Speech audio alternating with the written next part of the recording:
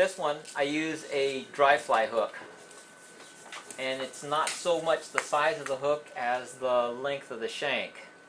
So this one is it's a size 12, but it's like a 1 extra short. 1 X short? Yeah, Okay. like a 1 extra short dry fly hook. And basically, I'm looking at it for the length of the shank. And I'll tie it fairly quickly. First thing I'll do is I'll start my thread at the front. Clip off the excess. Take the foam. Tie it in right at the hook eye, right behind the hook eye. Tie it down nice and tight. Push forwards and put a slight loop in it. Okay? Come up with the thread and pull it down right behind it. Just like that. So it's just like a bud. Okay? Next thing I'll do is I'll pull backwards slightly on the foam, sort of stretching it, and I'll trap it down, tie it down nice and thin with the thread till it gets right to where the bend is, right behind the hook barb. Okay? And then I'll clip it off short. Just leave a little bud there. I'll have a rib on here. Put that on first. And it's not wire, because I don't want it to sink.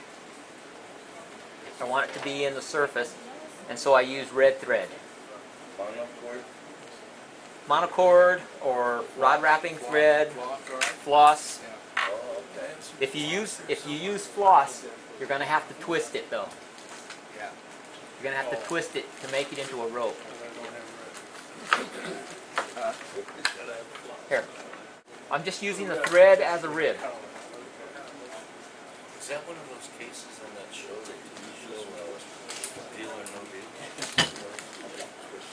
It is. Now I tie in the mylar. Never watched. You're going to have to move, Jim. Sorry about that. Tie in the mylar, and then spiral it backwards. Cover up all of your thread.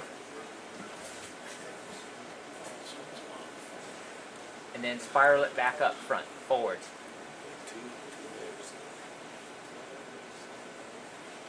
If you just put one layer on there, some of the thread will show through.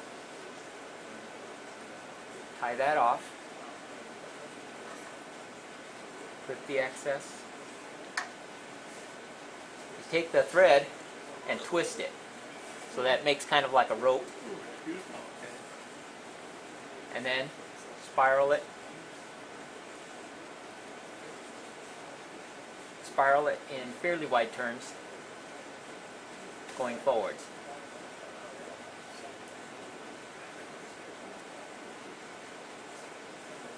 And then tie it off. Okay? Hey Mitch, you seen these critters at the other lakes besides Davis? Are Yeah. they in most lakes? All midges look sort of silvery when they come up to hatch Because of the bubbles, because of the air inside of their shuck. But only blood midges are fairly large here in the West. Everything else is really small. It's so small I don't usually like to fish them. Because when you think Midge, you think real dinky. Yeah, you think real small, but Cool. in Canada they get over an inch long, so They're still a Midge. it's still a midge, yeah. And actually, a crane fly is a midge.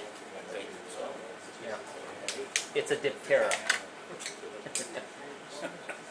Okay, now I tie in, again, 3 pieces of peacock right here because I'm imitating a portion of this as an emerger, so it's still the pupa, but it's emerging. I tie those in, and then I'm going to parachute it. And then what I do is I'll take this peacock, and I'll just put a few wraps behind. It's just trying to parachute on its own, isn't it? Yeah. And then I'll tie this off underneath.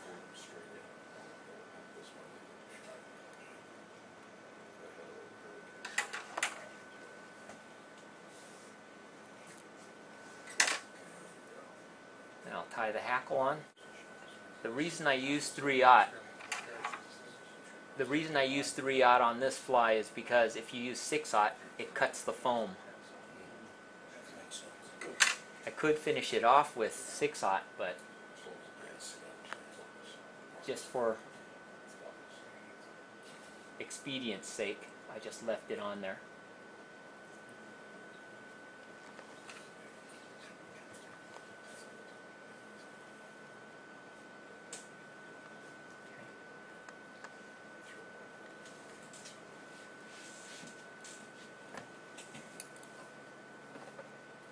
Just a couple wraps.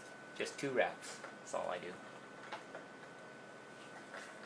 And I'm gonna half hitch it. Yeah, I'm gonna half hitch it early just in case it wants to come Before you loose cut it, again. I like that. Yeah.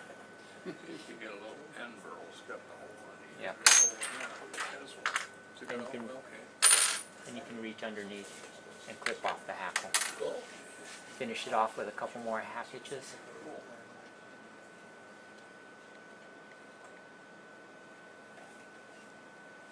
And it's finished. You gonna do this one? Cool.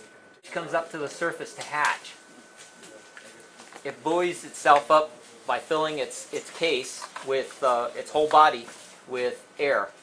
And if you look at a lot of pictures, especially on the internet and the web, of all the pictures they have of midges emerging, they're all silvery colored when they're hanging right under the surface of the water.